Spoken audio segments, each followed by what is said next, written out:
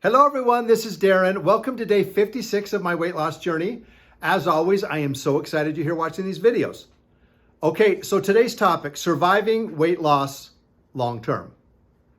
Now, I know a lot of us watching, myself included, have probably had this happen in the past where we have lost a small amount of weight or a significant amount of weight, and we said we were never going back to our old size, our old weight, our old ways, and we ended up doing it.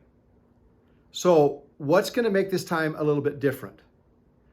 Well, my whole plan through this whole process, and you can tell by snacks that keep me sane and all these videos I've shared, I'm allowing people the liberty to try some different things.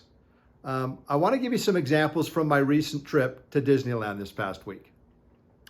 Now, I talked about the healthy foods I ate at Disneyland, and please go watch that from earlier this week if you haven't done that yet.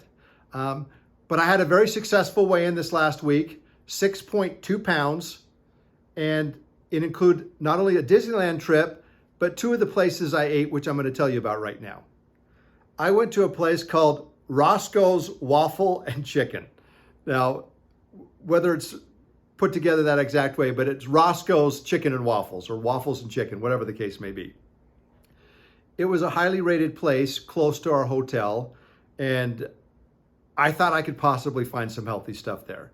Well, they didn't have the calories, they didn't have anything. It was kind of a big mess. So I had to go back and research what this would be potentially, how many calories would be in this, and I had a piece of cornbread, I had potato salad, I had a chicken thigh that was fried. I mean, it was probably one of the worst meals I could have chosen. And that day I ended up having about 2,600 calories, one of the most calories I've ever had on this trip. It wasn't a Disneyland day, but I think it was the next day. My point is, I wanted to experience this restaurant and check it out. I tried to choose the best options I could, but I made some blunders. But I kept track of all the calories, and I think I ended up the day with about 2,600 calories, but I burned for the day probably 3,400 or 3,600.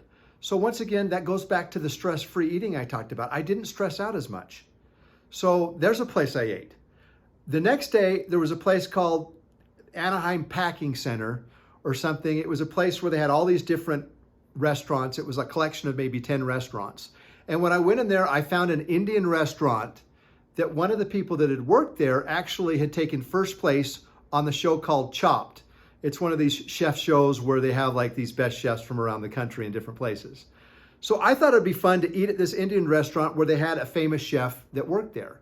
And so I got the tikka masala chicken, and I got some buttered naan bread, and I had a salad, and they had some beans. I didn't eat all of it, but I ate quite a bit of it. Once again, another day where I had probably 2,600 calories. But that was a day where I walked actually quite a bit more. And once again, I burned more than I consumed, and I took the risk. So I'm eating some foods I like. I'm taking a risk every now and again, but I'm keeping track of everything I do. So how are you going to do this long term? You're going to eat some things you enjoy along the way, but you're also going to make healthier choices.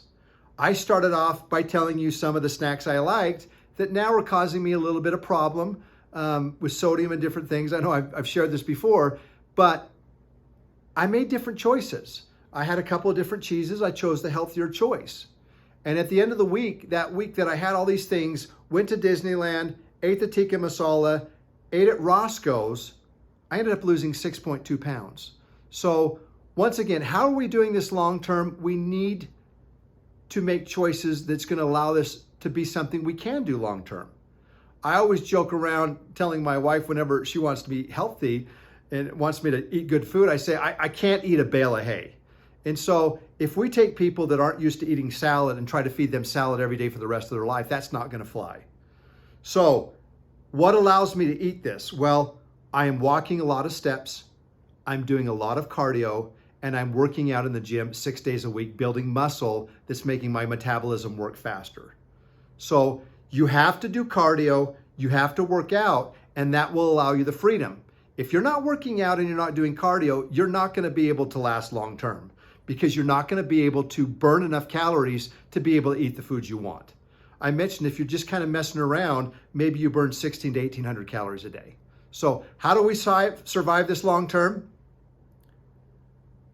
We get some food we like from time to time. We try to make better snack choices. We improve our cardio and our working out so we can allow those options to exist.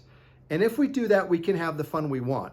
I told you that my goal is getting down to my desired weight, and then I'm going to up the amount of calories I can eat and get some more choices going that way. So you guys, we can survive this long term. We can eat some food we love. We've got to be smart, but we can do it. And I know you can do it. So let's survive this long term by making healthy choices, but having some fun choices along the way. Thanks everybody. Please like and subscribe, and I'll see you in tomorrow's video. We'll see you. Bye-bye.